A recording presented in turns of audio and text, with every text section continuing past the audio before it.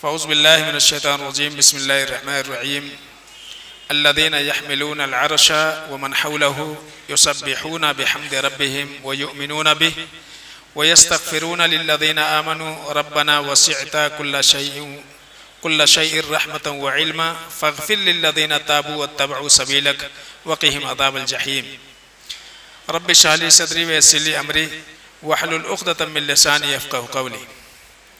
قابل احترام سامعین اور پردہ نشین ماں اور بہنوں، اللہ کی توفیق سے 24واں پارہ آج آپ نے سماعت کیا۔ 23ویں رات ہے، عبادت والی رات ہے۔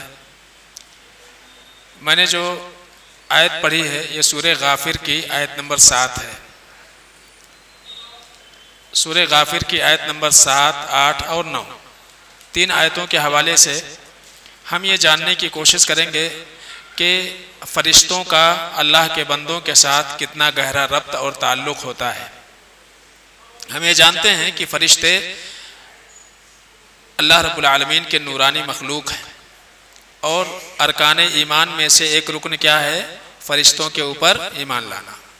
ٹھیک ہے؟ تو فرشتوں کے اوپر ایمان لانا یہ ہمارے ایمان کا حصہ ہے۔ فرشتوں کے اوپر ایمان لانے میں کئی ساری چیزیں شامل ہیں۔ ان میں سے ایک چیز یہ بھی ہے کہ ہم کو یہ ماننا چاہیے کہ اللہ رب العالمین نے جن مخلوقات کو پیدا کیا ان میں سے ایک مخلوق کیا ہیں؟ فرشتے بھی ہیں، ملائکہ ہیں۔ سمجھ رہے نا؟ یہ کوئی دوسرے گرہ کے چیزیں نہیں ہیں۔ آج کل باقاعدہ ایلین اور یہ وہ بنا کر کے لوگوں میں یہ بتایا جاتا کہ یہ ایلین ہیں اور ایسے ہوتے ہیں، تو فرشتوں کو ایلین کے طریقے پر جو ہے لوگوں کو بتانے کی کوشش کی جا رہی ہے۔ ایسا نہیں ہے، بلکہ اللہ تعالیٰ نے انسان کو مٹی سے پیدا کیا، جناتوں کو اللہ نے آگ سے پیدا کیا، ایسے ہی فرشتوں کو اللہ تعالیٰ نے نور سے پیدا کیا ہے۔ اللہ کے نبی صلی اللہ علیہ وسلم فرماتے ہیں کہ خلقت الملائکۃ من نور، کہ فرشتے نور سے پیدا کیے گئے ہیں۔ کون سا نور ہے، کیسا نور ہے، اللہ اس کے رسول نے نہیں بتایا۔ بس ہم کو بتا دیا گیا کہ فرشتوں کو اللہ نے نور سے پیدا کیا ہے، تو ہم کو ماننا چاہیے کہ اللہ رب العالمین نے نور سے پیدا کیا ہے۔ اسی طرح سے اللہ کے رسول صلی اللہ علیہ وسلم نے فرمایا وَخُلِقَ الْجَانُّ مِن مَارِجٍ مِن نَار، اور اسی طرح سے اللہ رب العالمین نے جنات کو آگ کے شعلے سے پیدا کیا۔ انسانوں کے تعلق سے اللہ نے فرمایا، اللہ کے رسول نے فرمایا خُلِقَ آدَمُ مِمَّا أُصِفَ لَكُمْ، اور حضرت آدم علیہ السلام کو اس چیز سے پیدا کیا گیا جو تمہیں بتا دیا گیا ہے قرآن میں، کہ حضرت آدم علیہ السلام مٹی سے پیدا کیے گئے، یہ بتا دیا گیا۔ تو یہ ہم کو ماننا چاہیے کہ فرشتے اللہ رب العالمین کی ایک مخلوق ہیں، نورانی مخلوق ہیں، اور اللہ رب العالمین نے انہیں پیدا کیا ہے۔ کب پیدا کیا ہے اس کا ہم کو علم نہیں ہے۔ ہاں اتنا ضرور ہے کہ انسان جنات کے اور فرشتوں کے بعد پیدا کیے گئے ہیں، لیکن فرشتوں کو اللہ نے کب پیدا کیا نہیں معلوم، کہیں نہیں بتایا گیا کتاب و سنت میں کہ اللہ تعالیٰ نے فرشتوں کی تخلیق کب فرمائی ہے۔ اسی طرح سے فرشتوں کے اوپر یہ بھی ایمان لانے میں بھی شامل ہے کہ ہم یہ مانیں کہ فرشتوں کے کچھ خلقی اور خلقی اوصاف ہیں۔ مثلا اللہ تعالیٰ نے یہ کہا کہ فرشتے پر والے ہیں۔ فرشتے کیسے ہیں؟ پر والے ہیں۔ یہ بھی اللہ رب العالمین نے بیان فرمایا قرآن عزیز کے اندر۔ اللہ فرماتے ہیں الحمدللہ فاطر السماوات والارض، تمام قسم کی تعریف اس اللہ کے لیے ہے جس نے آسمان اور زمین کو پیدا کیا۔ جاعل الملائکۃ رسلا، اور اللہ رب العالمین ہی نے فرشتوں کو پیغامبر یا پیغام پہنچانے والا بنایا۔ پھر اللہ فرماتے ہیں اولی اجنحۃ مثنی وثلاث ورباع یزید فی الخلق ما یشاء، اللہ رب العالمین نے بعض فرشتوں کو 2 پروں والا بنایا، بعض فرشتوں کو 3 پر اللہ نے دیے، بعض فرشتوں کو اللہ نے 4 پر دیا، اور حضرت جبریل امین کو کتنے پر دیے؟ 600۔ سمجھ رہے نا؟ تو اللہ فرماتے ہیں کہ ایسے ہی جو ہے فرشتے اپنے تخلیق کے اعتبار سے ایک دوسرے سے جدا ہیں، علیحدہ ہیں۔ بعض فرشتوں کے پاس 2 پر ہے، بعض کو 3، بعض کو 4، بعض کو 600۔ تو حضرت جبریل امین کو 600 پر ہے۔ اللہ کے نبی صلی اللہ علیہ وسلم نے ان کو 2 مرتبہ دیکھا ان کے اصلی حالت میں اور ڈر گئے۔ اسی طرح سے جسمانی اعتبار سے فرشتوں کے درمیان تفاوت ہے، جیسا کہ اس آیت سے پتہ چلا۔ اور دوسری بات یہ کہ فرشتوں میں مرد عورت کی طرح سے، انسان کی طرح سے مرد عورت ہوتے ہیں، جیسے انسانوں میں فرشتوں میں نر اور مادہ نہیں ہوتے ہیں۔ ایسا نہیں ہے کہ میل فیمیل ہوتے فرشتوں میں، تو فرشتوں میں میل فیمیل نہیں ہے، یاد رکھیے، فرشتہ اور فرشتی نہیں ہوتے، صرف فرشتہ ہوتا، تو نر اور مادہ کی تخصیص اس میں نہیں ہے، اس لیے کہ نر اور مادے کی ضرورت نسل کو بڑھانے کے لیے ہوتا ہے، اور فرشتوں کو اللہ رب العالمین نے ایک بارگی پیدا کر دیا ہے۔ جتنے فرشتوں کی ضرورت تھی اللہ تعالیٰ نے اتنے فرشتوں کو پیدا کر دیا۔ فرشتوں میں آپس میں جو ہے افزائش نسل کا سلسلہ نہیں قائم ہے، انسانوں کی طرف سے، جناتوں کی طرف سے، سمجھ رہے نا؟ تو فرشتے الگ ہیں بالکل، اس میں پیدائش اور موت نہیں ہوتی ہے۔ اور خاص طور سے اللہ رب العالمین نے فرمایا کہ ام خلقنا الملائکۃ اناسا وہم شاہدون، کہ جب ہم فرشتوں کو پیدا کر رہے تھے اور فرشتوں کو عورت پیدا کر رہے تھے، فیمیل پیدا کر رہے تھے، کیا ہمارے پیدا کرتے وقت لوگوں نے دیکھا تھا؟ کیوں اللہ رب العالمین نے یہ بات کہی؟ اس لیے کہ مشرکین مکہ یہ کہتے تھے کہ فرشتے اللہ کی بیٹیاں ہیں، فرشتے اللہ کی بیٹیاں ہیں، اور جناتوں کو کہتے تھے کہ وہ اللہ کا سسرال ہے، جناتوں کی دنیا اللہ کا سسرال ہے اور فرشتے کیا ہیں؟ اللہ کی بیٹیاں ہیں، یہ کہتے تھے۔ اللہ فرماتے ہیں الا انہم من افکہم لیقولون، یہ لوگ جو ہے یہ اللہ رب العالمین کے اوپر جھوٹ گڑھتے ہیں، یہ بہتان ہے۔ اور اس کے بعد اللہ فرماتے ہیں اصطفى البنات علی البنین، کیا بیٹوں کے بالمقابل اللہ رب العالمین نے بیٹیاں چن لیا؟ ایسا کچھ ہے؟ ما لکم کیف تحکمون، تمہیں کیا ہو گیا ہے، کیسا فیصلہ کرتے ہو؟ تم کو خود بیٹیاں پسند نہیں ہیں اور اللہ رب العالمین کے لیے کہتے ہو کہ اللہ رب العالمین کے فرشتے جو ہے اللہ کی بیٹیاں ہیں۔ تو یہ مان کے چلنا ہے کہ فرشتوں میں نر اور مادہ نہیں ہوتے ہیں۔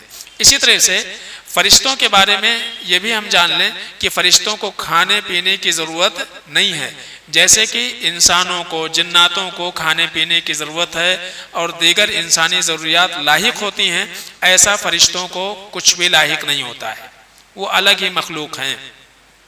اور اس تعلق سے اس سے پہلے بھی بات آئی، میں نے ذکر کیا تھا حضرت ابراہیم علیہ السلام کے مہمانوں کے بارے میں، کہ آپ نے بچڑا بھون کر کے ان کے سامنے رکھ دیا لیکن وہ ہاتھ نہیں بڑھا رہے ہیں، اور بعد میں انہوں نے بتایا کہ ہم تو فرشتے ہیں، انسانی شکل میں آئے ہوئے ہیں۔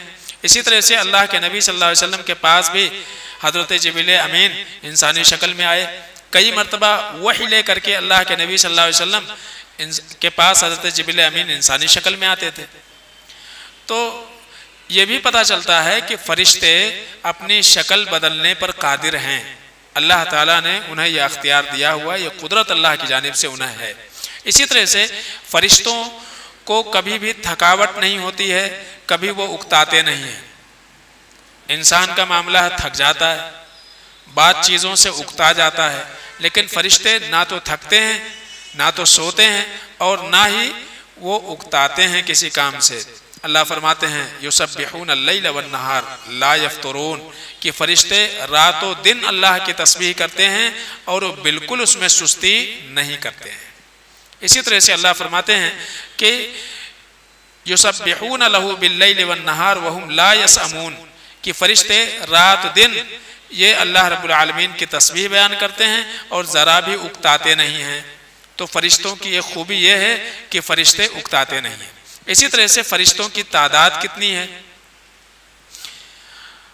اس تعلق سے آپ دیکھیں اللہ کے رسول صلی اللہ علیہ وسلم نے بیان فرمایا کہ یؤتی بجہنم یومئذ لہا 70,000 زمام، کہ میدان محشر میں قیامت کے دن جہنم کو لایا جائے گا، تو جہنم کو 70,000 لگام لگے ہوں گے۔ کتنے؟ 70,000، 70,000 لگام، رسیاں اس کو لگی ہوں گی، زنجیریں لگی ہوں گی، اور مع کل زمام 70,000 ملک یجرونہا، اور ہر ایک رسی کو 70,000 فرشتے پکڑے ہوں گے۔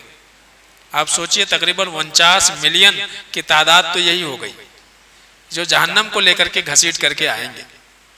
اسی طرح سے اللہ کے رسول صلی اللہ علیہ وسلم نے فرمایا بیت معمور کے تعلق سے، بیت معمور، اللہ کے نبی صلی اللہ علیہ وسلم معراج میں گئے تو آپ نے آنے کے بعد بیت معمور کا ذکر فرمایا۔ جب آپ سے پوچھا گیا بیت معمور کیا ہے تو آپ نے فرمایا فَإِنَّهُ مَسْجِدٌ تَحْتَهُ الْكَعْبَةُ وَإِنَّهُ مَسْجِدٌ فِي السَّمَاءِ، آسمان میں کیا ہے؟ ایک مسجد ہے، بعض روایتوں میں 7ویں آسمان کے اوپر، 7ویں آسمان کے اوپر ایک مسجد ہے اور بالکل وہ خانہ کعبہ کے اوپر ہے، یعنی خانہ کعبہ ٹھیک اس کے نیچے ہے بیت معمور کے۔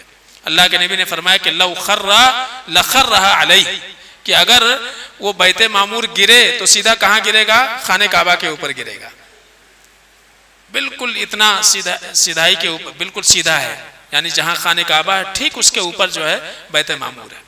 اللہ کے رسول صلی اللہ علیہ وسلم نے فرمایا کہ ہر دن جب سے اللہ تعالیٰ نے بیت معمور کو بنایا ہے تب سے ہر دن اس میں 70,000 فرشتے عبادت کے لیے داخل ہوتے ہیں۔ کتنی جگہ ہے اس میں؟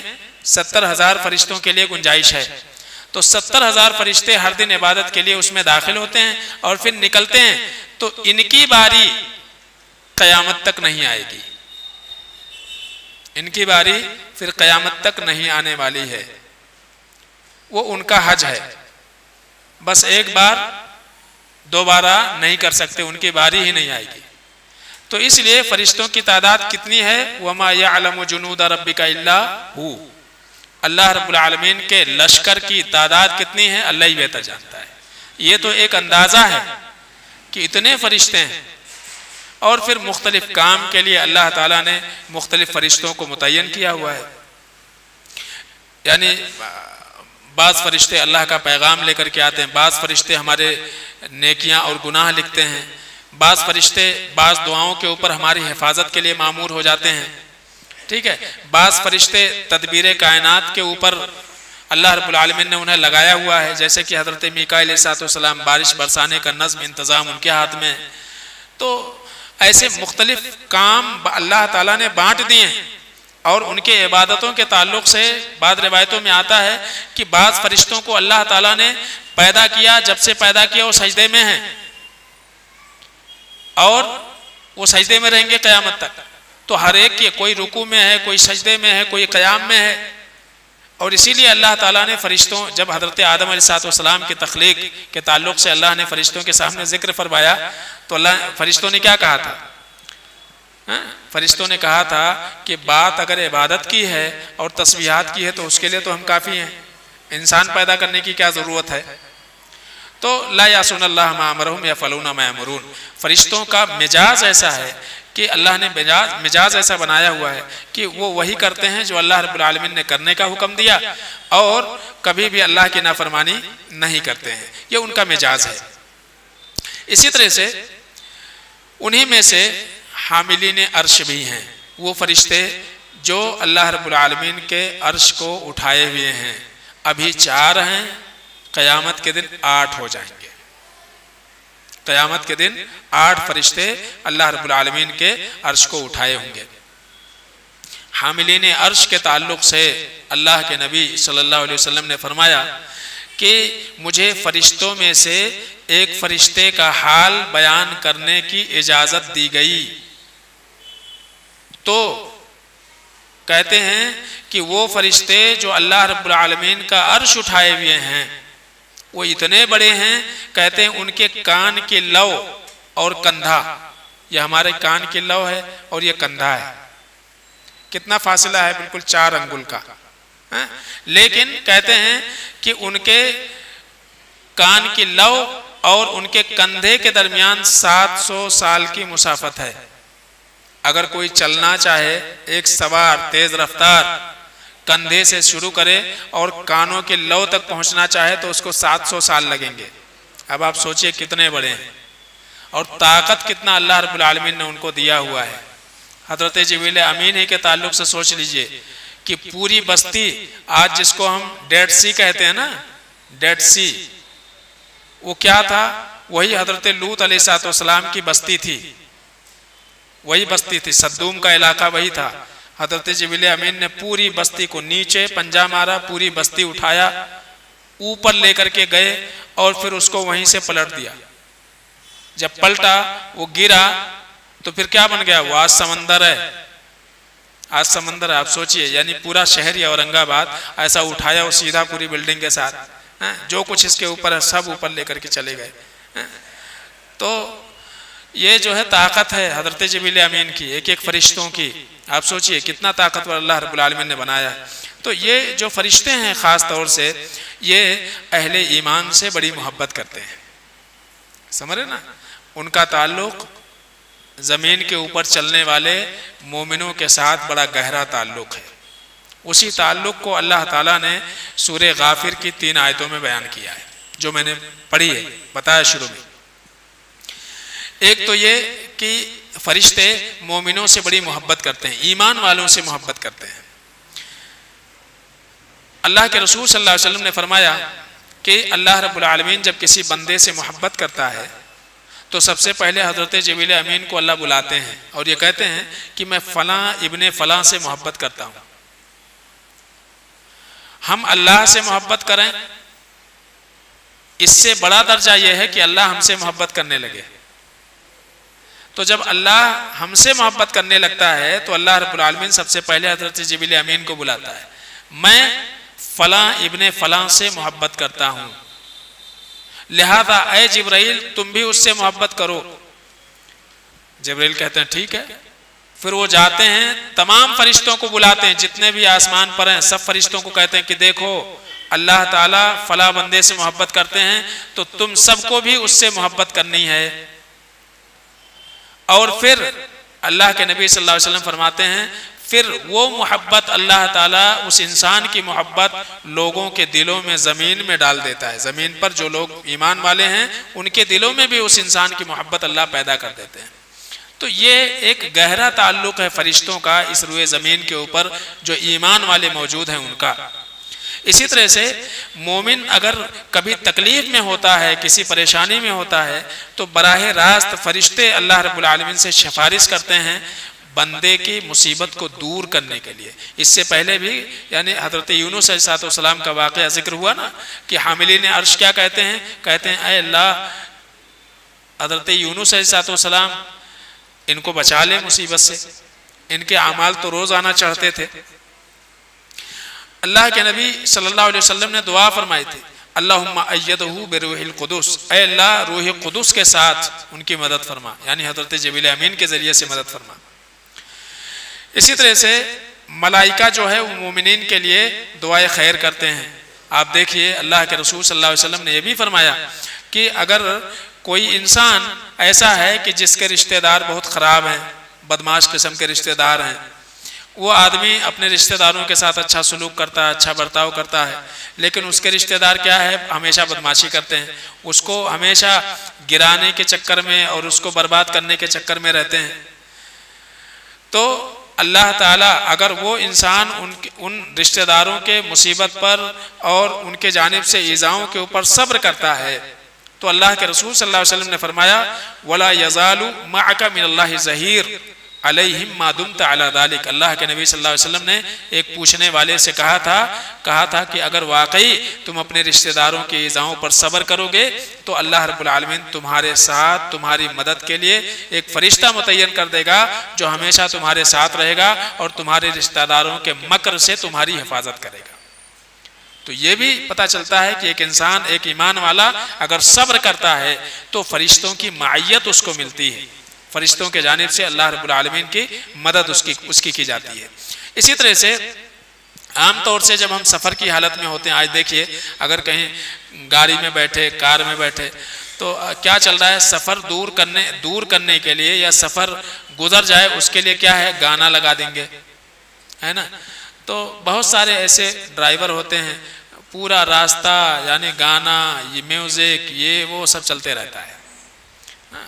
ٹھیک ہے، یہ ایسی چیزیں ہیں، ایسی خطرناک چیز ہے کہ اللہ نہ کرے کہ اگر اسی وقت آپ حادثے کا شکار ہو جائیں تو آپ کی موت تو اچھی موت بالکل نہیں مانی جائے گی، بالکل اچھی موت نہیں مانی جائے گی۔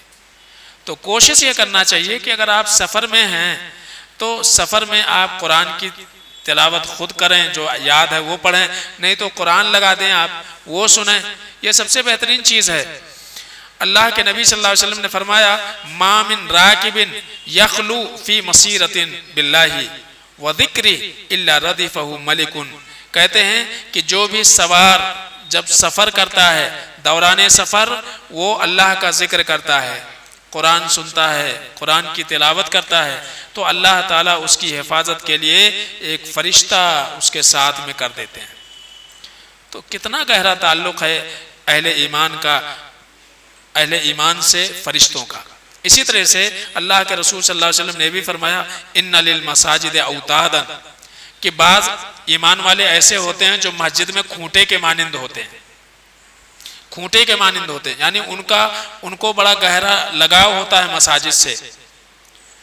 مساجد سے بڑا گہرا ان کا لگاؤ ہوا کرتا ہے، اس کی دیکھ بھال کرنا، دیکھ ریکھ کرنا، یہ ساری چیزیں زیادہ تر ان کا وقت مسجد میں گزرنا، تو ایسے لوگ یقیناً مبارکباد کے قابل ہیں۔ اللہ کے رسول صلی اللہ علیہ وسلم نے فرمایا کہ ایسے لوگ کیا ہیں کہ الملائکۃ جلساؤہم، فرشتے ان کی ہم نشینی اختیار کرتے ہیں، یعنی ان کی دوستی فرشتوں سے ہو جاتی ہے، فرشتے ان سے دوستی کر لیتے ہیں۔ وہ چیز آئے کہ ہم کو دکھائی نہ دیں، لیکن ہم کو یہ سمجھنا چاہیے کہ ہمارا جتنا گہرا تعلق مسجد سے رہے گا اسی قدر جو ہے فرشتوں کی ہم نشینی، ان کی دوستی کا شرف ہم کو حاصل ہوگا۔ اللہ کے نبی صلی اللہ علیہ وسلم فرماتے ہیں کہ ان غابوا یفتقدونہم، اگر وہ کبھی گم جاتے ہیں، نہیں آئے، بہت دن ہوگا مسجد میں، تو فرشتے تلاش کرتے ہیں۔ آپ سوچئے ایک دوست اگر بہت دنوں تک دکھائی نہ دے تو کم سے کم اپن فون کرتے ہیں، اس کے گھر پہ جاتے ہیں، پوچھتے ہیں کہ کیا بات ہے، دکھائی نہیں دے رہے ہیں۔ تو فرشتے کیا کرتے ہیں؟ فرشتے تلاش کرتے ہیں۔ اور وَإِن مَرِضُوا عَادُوهُمْ، اور اگر بیمار پڑ جائیں تو فرشتے زیارت کو بھی جاتے ہیں، دیکھنے بھی جاتے ہیں، ملنے بھی جاتے ہیں۔ وَإِن كَانُوا فِي حَاجَةٍ أَعَانُوهُمْ، اور اگر کبھی ضرورت پڑتی ہے کچھ کسی چیز کی تو مدد کرتے ہیں۔ مدد کیسی ہوتی؟ اللہ سے سفارش کرتے ہیں۔ جب آپ اللہ سے دعا کرتے ہیں تو فرشتے کیا کرتے ہیں؟ اللہ سے آپ کے لیے سفارش کرتے ہیں۔ تو اتنا گہرا ربط اور تعلق ہے ایمان والوں کے ساتھ، ان عرش والوں کا تعلق ان فرش والوں کے ساتھ اتنا گہرا ہے، لیکن شرط یہ ہے کہ واقعی انسان ایمان والا ہو۔ اب وہ آیت ہم دیکھ لیتے ہیں، اللہ فرماتے ہیں الذین یحملون العرش ومن حولہ، وہ فرشتے جو اللہ رب العالمین کا عرش اٹھائے ہوئے ہیں، ومن حولہ، اور اسی طرح سے اور بھی فرشتے ہیں ان کے ارد گرد، وہ 4 فرشتے ہی نہیں، اور بھی فرشتے ارد گرد ہیں۔ یسبحون بحمد ربہم، وہ لوگ اللہ رب العالمین کی حمد کے ساتھ ساتھ اللہ کی تسبیح بھی بیان کرتے ہیں۔ یؤمنون بہ، اور سب سے پکے اور مضبوط ایمان والے فرشتے ہی ہیں، کیوں؟ وہ تو اللہ کے پاس ہے، سب کچھ دیکھ رہے ہیں، تو سب سے پکے ایمان والے وہ ہیں۔ اور کیا کرتے ہیں؟ یستغفرون، وہ استغفار کرتے ہیں، کس کے لیے؟ للذین آمنوا، جو ایمان والے ہیں، توحید والے ہیں، صحیح العقیدہ لوگ ہیں، ان کے لیے فرشتے استغفار کرتے ہیں۔ ربنا وسعت کل شیء رحمتا وعلما، فرشتے کہتے ہیں اے اللہ تیری رحمت اور تیرا علم ہر چیز کو گھیرے ہوئے ہے، یعنی تیری رحمت سے کوئی چیز باہر نہیں ہے، تیرے علم سے کوئی چیز باہر نہیں ہے، لہذا فاغفر للذین تابوا، اے اللہ جو بھی ایمان والا اپنے گناہوں سے توبہ کرے، اے اللہ تو اس کو معاف کر دے۔ یہ فرشتے دعا کرتے ہیں، اے اللہ ان توبہ کرنے والوں کی مغفرت فرما دے، اور واتبعوا سبیلک، اس لیے کہ وہ تیرے راستے پر چلنے والے ہیں، اس لیے ان کے گناہوں کو معاف کر دے۔ وقہم عذاب الجحیم، اور اے اللہ انہیں جہنم کے عذاب سے محفوظ کر دے، بچا لے۔ اور کیا دعا کرتے ہیں؟ ربنا، اے ہمارے رب، وادخلہم، انہیں داخل کر دے، جنات عدن التی وعدتہم، اے اللہ اس جنت میں داخل کر دے جس کا تو نے ان سے وعدہ کیا ہوا ہے۔ نہ صرف یہ کہ گناہ معاف کر دے، جہنم سے بچا لے، بلکہ جنت بھی دے دے، جنت بھی دے دے۔ کس کو؟ ومن صلح من آبائہم وازواجہم وذریاتہم، اے اللہ نہ صرف ان ایمان والوں کو دے، بلکہ ان ایمان والوں کے آبا و اجداد جو ایمان والے تھے ان کی بھی مغفرت فرما اور ان کو بھی جنت میں داخل کر، ان کو بھی جہنم سے بچا، اور ومن ازواجہم، اور اللہ ان کی بیویوں کی بھی. تو ایک تو ہمارے آبا و اجداد جو گزر گئے ایمان والے ہیں، وہ بھی اس دعا میں شامل ہیں، ہماری عورتیں بھی اس میں شامل ہیں، اور اسی طرح سے ومن ذریاتہم، اور ہماری آنے والی نسلیں بھی اس میں شامل ہیں. ان کی آنے والی جو نسلیں ہیں ان کی بھی اللہ تو حفاظت فرما. انکا انت العزیز الحکیم، اور اے اللہ تو زبردست ہے، حکمت والا ہے. وقہم السیئات، اے اللہ برے کام کے انجام سے ان کو بچا. ایک تو برائی کی توفیق نہ دے، برائی سے بچا، اور دوسرے اگر برائی کر لی ہے انہوں نے تو ان کو معاف فرما اور انہیں برے اعمال کی سزا سے اللہ محفوظ فرما. اس کے بعد کہتے ہیں وَمَن تَقِ السَّيِّئَاتِ يَوْمَئِذٍ فَقَدْ رَحِمْتَهَا، اے اللہ قیامت کے دن جو بھی برے کام کی سزا سے بچ گیا یقیناً وہی تیری رحمت کا مستحق ہوگا. وَذَلِكَ هُوَ الْفَوْزُ الْعَظِيمُ، اور یہی سب سے بڑی کامیابی ہے. تو پتہ یہ چلا کہ اگر ہم واقعی اپنے آپ کو ایمان والا بنا کر کے رکھیں، اور دو شرط لگائی، ایک تو ایمان والے اور دوسرے وَاتَّبَعُوا سَبِيلَكَ، اللہ کے بتائے ہوئے راستے پر چلنا، ایمان اور عمل صالح، یہ دو بنیادی شرط ہے. اگر یہ دو بنیادی شرطیں ہم پوری کرتے ہیں تو فرشتوں کی یہ دعائے مغفرت کے انشاءاللہ ہم مستحق بنیں گے. ایک تو گناہوں سے معافی، دوسرے جہنم سے آزادی، اور تیسرے جنت میں دخول. فمن زحزح عن النار وادخل الجنہ فقد فاز، جو جہنم سے بچا لیا گیا، جنت میں داخل کر لیا گیا، وہی کیا ہے؟ کامیاب ہے. تو پوری کامیابی کا دار و مدار فرشتوں کی ان دعاؤں پر ہے. اللہ سے دعا کرو کہ العالمین ہم سب کو فرشتوں کی دعائے رحمت اور مغفرت کا مستحق بننے کی اللہ توفیق عطا فرمائے. آمین رب العالمین. السلام علیکم ورحمۃ اللہ وبرکاتہ.